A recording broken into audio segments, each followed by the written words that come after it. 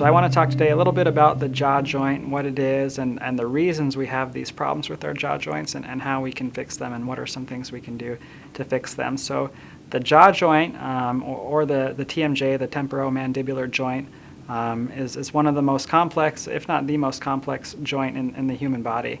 Little science background here. It's both a gliding joint and a hinging joint. So you've got a couple hinging joints in your body. So your elbow's a hinging joint. It opens and closes like this. Your knee is a hinging joint. You also have other bones in your body that glide past one another. The bones in your feet and hands, right here, your metacarpals, they glide past one another.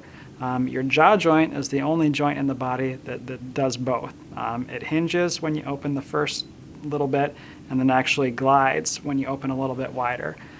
So it makes it a little bit more complex. Also, it's probably the most used joint in the body if you think about it. You're talking, you're eating most of the time that you're awake, and that causes the ligaments associated with the jaw joint, the muscles, and the discs up there to be worked a lot. So a lot of things can go wrong with the jaw joint. It's interesting that people come in and say, I have TMJ. TMJ is actually the name of the joint. So when someone comes in and says, Dr. Beecroft, I think I have TMJ, I say, yes, I believe you have two of them. It would be the same thing as saying, I think I have elbow, or I think I have knee.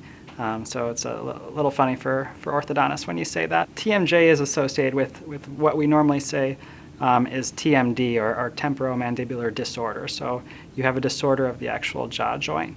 And usually, I want to talk about the reasons that you're going to have this disorder. One reason is from clenching or grinding. So some people really clench or grind, and the causes of clenching and grinding can be many. A lot of times stress is a trigger. So you're really stressed out during the day, and you're just going to really clench or grind your teeth either while you're stressed out or at night while you're sleeping. And there can be other triggers, but probably the most common one is stress. So when you're clenching and grinding all day, what that does is it really causes the muscles in the jaw to be overworked. So what you're going to see if you're a clencher or grinder is you're going to usually wake up in the morning and you're going to have kind of a diffuse soreness all up and down these muscles here. And the reason is, those muscles were working all night long, and you were really tightening your jaws and just really squeezing your teeth together. You're also going to probably have some side effects in the teeth, and you're going to see a lot of wear there from that clenching or grinding. So how do we treat the clenching and grinding?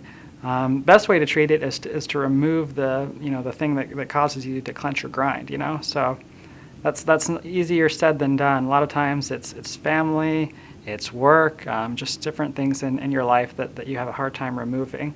There are certain exercises you can do to become less stressed, and I'm sure those are online, and people are much more knowledgeable in those areas than I am. But a lot of people do meditation, yoga, things like that. Anything that gets you a little bit more relaxed and gets that stress out of your life. Now, as far as protecting the teeth and protecting the muscles there, what we can do is make an actual night guard. It looks a lot like the retainers we make, but it's a little bit thicker. So it's a clear plastic material, but along the bottom teeth here, it's a lot thicker, and all that does is just give your teeth a protective barrier there, so they're not wearing against each other. And then also, by propping your mouth open just a little bit with that protective barrier, it causes the muscles to not want to clench and grind and get overworked as much. So that helps as well. Another cause of having TMJ problems is just, we call it parafunction. It could be summed up as saying bad habits. So if you're someone that constantly has something in their mouth, some people like to chew on pencils, some people like to have their fingers in their mouth, some people chew gum 18 hours a day. So if you're just really overworking the muscles or causing them to do things that they shouldn't really do, those can cause problems in the joint. And the first thing that will typically come up is you'll start to feel some clicking or popping when you open and close the jaw joint. And what happens there is you've got a disc. So you've got this disc that connects the upper base of the skull to the lower jaw. And that disc is filled with fluid, and that fluid allows the jaw just to slide past the joint that it's in, relatively frictionless.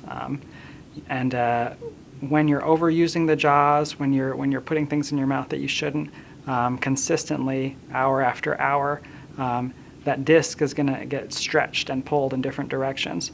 And that popping is actually the disc, after being pulled in the direction it shouldn't be, getting recaptured or going back into place. So whenever you open your mouth and your jaw pops, the disc is going back to where it should be. Extreme cases of jaw joint problems, your jaw may actually get stuck wide open or get stuck closed where you can't open your mouth at all.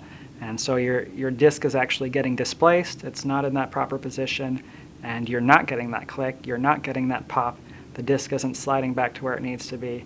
And then oftentimes we need to manually manipulate the jaws to get the jaw to either open or close again. You want to avoid a lot of gum chewing. You want to avoid sticking things in your mouth that shouldn't be there all the time. Even a lot of talking. So the most common profession to have TMJ problems is actually school teachers, because they're up in front of people and they're talking all day long.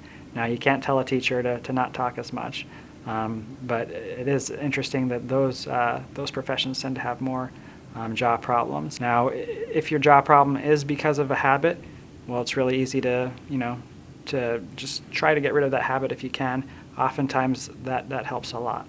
Another reason that you may have TMJ problems or other pain in the jaw joint is if your teeth don't fit together properly. If the teeth fit together properly, the teeth are going to protect each other, and the jaw joint is going to direct the lower jaw to fit in a certain place. What happens is if the teeth and the jaw joint coincide in where they want to be and where they want the jaw to go, then you're not going to usually have problems. And when problems occur is if the jaw wants to put the mouth in a situation where your teeth aren't most stable. Now, what happens is the position of the jaw is usually dictated by the teeth, and this is where we get into trouble. So if the teeth are in a bad position, thousands of times a day, you're going to close your teeth either by chewing or by swallowing. And so, over and over again, your teeth are going to where they think they're most comfortable. But if the jaw is not comfortable there, it's going to stretch those ligaments, it's going to stretch those muscles, it's going to move that disc out of place. And over time, you're going to get that clicking, you're going to get that popping, and you're going to get that pain associated with that. So the way we treat that is we have a special appliance. Again, looks like more of a thicker retainer. And what it does is it takes the teeth out of the equation. So by wearing that appliance, you allow the lower jaw to just go into the place where it's most stable and where it wants to go.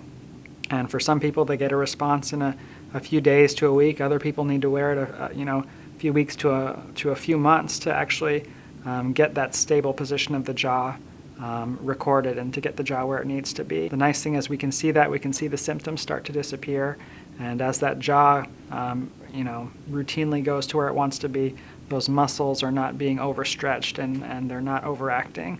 At that point, we can see where the jaw wants to be, and then we can create a long-term fix by actually moving the teeth to where the jaw wants to be. So, if the jaw really wants to move over and the teeth aren't letting it, we can move the teeth in such a way that the jaw and the teeth position are coincidental, and by doing so, you're relieving that stretching and that overuse of those jaw muscles and ligaments.